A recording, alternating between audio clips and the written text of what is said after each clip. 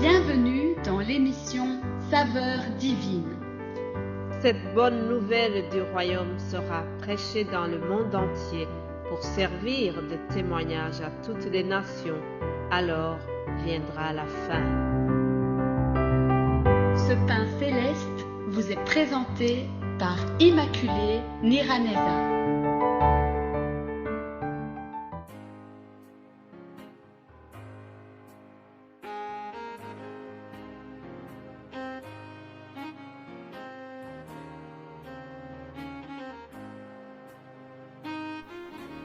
Je vous salue très chers amis à l'écoute de l'émission Saveurs divines. Je me réjouis de commencer cette nouvelle semaine avec vous. Rendons grâce au Seigneur qui nous fait arriver à ce jour. J'espère que vous allez bien. Comme je vous dis souvent, la vie est un cadeau. Si tu respires sans assistance médicale, vraiment c'est une action de grâce que tu dois élever vers le Seigneur. Remercie Dieu pour le souffle de vie. Remercie Dieu parce que tu sais parler, tu sais marcher, tu sais sentir les odeurs, tu sais avoir le goût des aliments. Si les 5 sens fonctionnent, vraiment, c'est un sujet de joie. Alors tu devrais remercier Dieu pour cela. En tout cas, moi, tant que mes 5 sens fonctionnent, je remercie le Seigneur pour cela. Je vous propose de commencer notre semaine par cette parole que nous trouvons dans Jérémie 29, verset 11. Le Seigneur nous dit, « Car je connais les projets que j'ai formés sur vous, dit l'Éternel. Projets de paix et non de malheur, afin de vous donner un avenir et de l'espérance. » Alléluia. Et le verset 12 nous dit, « Vous m'invoquerez et vous partirez, vous me prierez et je vous exaucerai. » Alléluia. Vous me chercherez et vous me trouverez si vous me cherchez de tout votre cœur. Alléluia. Je souhaite vraiment que nous puissions invoquer le nom de l'Éternel, puisqu'il vient de nous dire que si nous l'invoquons, il va aussi répondre. Dieu n'est pas sourd, chers amis. Dieu a des projets de bonheur pour nous, des projets de paix, des projets qui vont vraiment nous faire plaisir, des projets qui vont nous montrer qu'il est le Dieu Tout-Puissant. Il est au-dessus de tout ce qui se nomme Dieu. Alléluia, nous avons mis notre confiance en un Dieu créateur de la terre et du ciel. C'est un Dieu tout-puissant. C'est un Dieu qui veille sur ses enfants. Oui, chers amis, cherchons Dieu et il se laisse trouver. Il dit, si vous me cherchez de tout votre cœur, je me laisserai trouver par vous. Est-ce que tu cherches Dieu? Je souhaite que ça soit vraiment dans tes préoccupations. Cherchez Dieu de tout ton cœur. Je cherche Dieu de tout mon cœur aussi. Je ne suis pas arrivée à un point de satisfaction. Non, je suis toujours à la recherche. J'ai envie de le connaître chaque jour davantage. Et je souhaite que ça soit la même chose pour vous qui m'écoutez, chers amis. Une autre parole que le Saint-Esprit m'a mise à cœur pour ce lundi, nous la trouvons dans Philippiens. L'épître de Paul aux Philippiens, chapitre 1, verset 6. Il est écrit ceci.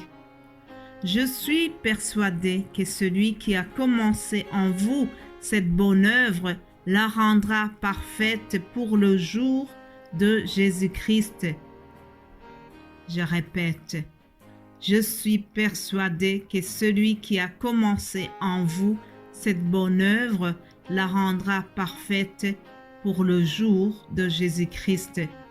Mes bien-aimés de Dieu, il y a une bonne œuvre que Jésus-Christ a commencé dans ce ministère de la saveur divine et je suis convaincue qu'il va veiller sur cette œuvre Oui, chers amis, nous voulons la gloire de Jésus-Christ. C'est pour lui seul que nous travaillons jour et nuit pour vous apporter une parole qui est vraiment inspirée de la Bible, une parole qui est inspirée du Saint-Esprit. Je prie que ce que le Seigneur a commencé en moi et en vous, qu'il veille toujours sur cela.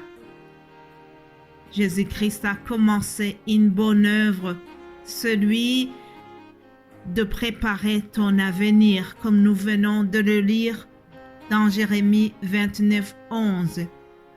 Jésus-Christ a commencé une bonne œuvre, celui de te donner la paix, celui de te donner le bonheur. Jésus-Christ a commencé une bonne œuvre lorsque tu es déjà né, lorsque tu es arrivé sur terre. Dieu avait des projets pour toi et moi. Et je suis persuadée que ce qu'il a commencé en nous, il va le rendre parfait. Alléluia. Je vous remercie, vous tous, comme vous êtes regroupés dans différents groupes sur WhatsApp, que ce soit dans la langue du Kirundi, Kinyarwanda, que ce soit dans la version Swahili ou anglais, que ce soit dans cette même version française. Vous tous, vraiment, je vous souhaite de continuer à être édifiés par ce que nous partageons dans cette émission. Philippiens chapitre 1 verset 8, il y a une autre parole que je voudrais vous dédier ce lundi. Il est écrit « Car Dieu m'est témoin que je vous chéris tous avec la tendresse de Jésus-Christ. En effet, mes bien-aimés de Dieu, vous tous qui écoutez cette émission, vous tous qui m'ont soutenu pendant des moments difficiles, vous tous qui priez pour cette émission, pour cette œuvre, vous tous qui soutenez la saveur divine d'une manière ou d'une autre, oui, je vous chéris avec la tendresse de Jésus-Christ. Et ce que je demande dans mes prières, c'est que votre amour augmente de plus en plus en connaissance et en pleine intelligence, dit la parole de Dieu. Oui, chers amis, que notre amour augmente chaque jour. Vous savez, la semaine passée, nous avions ce thème qui dit « Aimez-vous les uns les autres ». Et la page n'est pas fermée. Le devoir de s'aimer les uns les autres, ça continue. C'est un nouveau commandement de Jésus-Christ qui continue. Même si ce thème est fini, mais nous devons continuer à y penser. Comment aimer son prochain? Dieu a dit que si tu aimes ton prochain, indirectement tu aimes Dieu. Celui qui n'aime pas n'a pas connu Dieu. Chers amis, frères et sœurs, ce sont là les paroles que le Saint-Esprit m'a mise à cœur pour ouvrir notre semaine. Cependant, avant de terminer cet audio, je voudrais vous donner aussi le thème de la semaine qui est devant nous. Comme vous êtes habitués que le lundi, nous avons un autre thème. Lisons l'Évangile selon Jean 16 au verset 7. Et là, nous trouvons le thème de notre semaine. Cependant, je vous dis la vérité. Il vous est avantageux que je m'en aille, car si je ne m'en vais pas, le Consolateur ne viendra pas vers vous. Mais si je m'en vais, je vous l'enverrai. Alléluia. Voilà le thème de notre semaine. Il était plus avantageux que Jésus-Christ s'en aille. Vous savez que le jeudi passé, nous avons fêté l'Ascension, qui nous rappelle que Jésus-Christ est remonté au ciel, qu'il est retourné auprès du Père Céleste. Avant de partir, il a dit donc à ses disciples, « Il est plus avantageux que je m'en aille. » Alors, pourquoi est-ce que c'est plus avantageux que Jésus-Christ soit parti? Il a vécu 3 ans et demi avec ses disciples. Il a fait de grandes choses. Beaucoup de signes et de prodiges accompagnaient son ministère terrestre.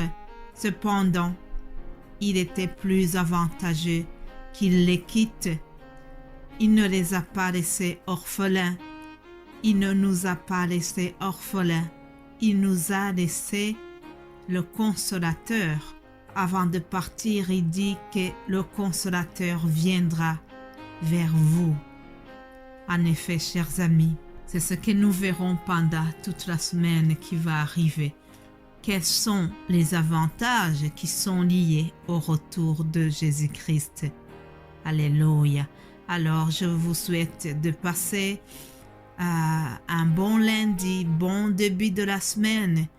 Continuez à suivre nos émissions. Soyez édifiés. Aimez-vous les uns les autres. Et n'oubliez pas de partager ces émissions aux autres. Alléluia.